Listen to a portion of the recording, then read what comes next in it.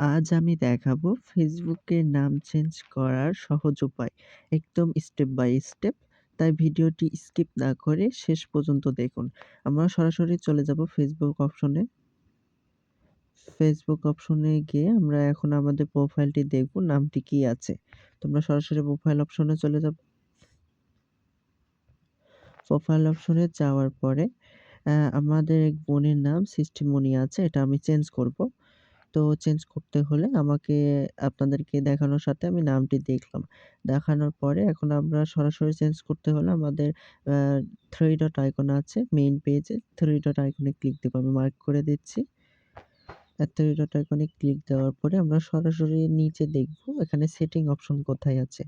তো আমরা এখানে দেখতে পাচ্ছি সেটিং অপশন মার্ক করে দিচ্ছি। সেটিং অপশনে চলে যাব, ক্লিক দিব। ক্লিক দেওয়ার পরে আমরা সরাসরি চলে আসবো।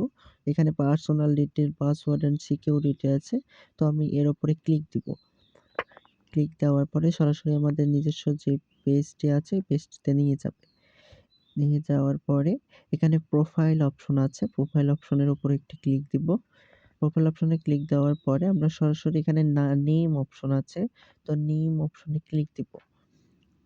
ক্লিক দেওয়ার পরে আমাদেরকে একটি ফার্স্ট নেম, মিডল নেম এবং লাস্ট নেম অপশন দিবে। তো আমরা আমাদের নিজের মতো নামটি চেঞ্জ করে নিব। নামটি চেঞ্জ করার পরে আমরা সরাসরি আমরা এখান থেকে দেখতে পাচ্ছি আমি নামটি চেঞ্জ করছি। চেঞ্জ করার পরে আমরা রিভিউ চেঞ্জ নামে একটি অপশন আছে, ক্লিক দিব। দেওয়ার পরে আমরা যে নামটি চয়েস করছি সেই নামটি সিলেক্ট করে সেভ চেঞ্জ নামে একটি অপশন আছে সেভ চেঞ্জে ক্লিক দিব।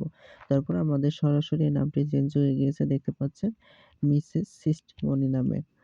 তো আমরা এবার প্রোফাইলে দেখব যে এটা চেঞ্জ হয়েছে কিনা। তো স্ক্রল ডাউন দিয়ে আমরা প্রোফাইলে ঢুকবো। প্রোফাইলে ঢোকার পরে আমরা দেখতে পাচ্ছি যে একটি স্ক্যানডল নেব। স্ক্যানডল দিয়ে এখন দেখতে পাচ্ছি যে নামটি চেঞ্জ হয়ে গিয়েছে। তো মিসেস সৃষ্টিমণি এখন নামটি চেঞ্জ হয়ে গিয়েছে। তো আপনাদের কাছে যদি ভিডিওটি ভালো লাগে নিশ্চয়ই একটি লাইক করবেন এবং যদি কোনো ভুল হয়ে থাকে তোমার কমেন্টে একটু বলে যাবেন। ধন্যবাদ আপনাদেরকে।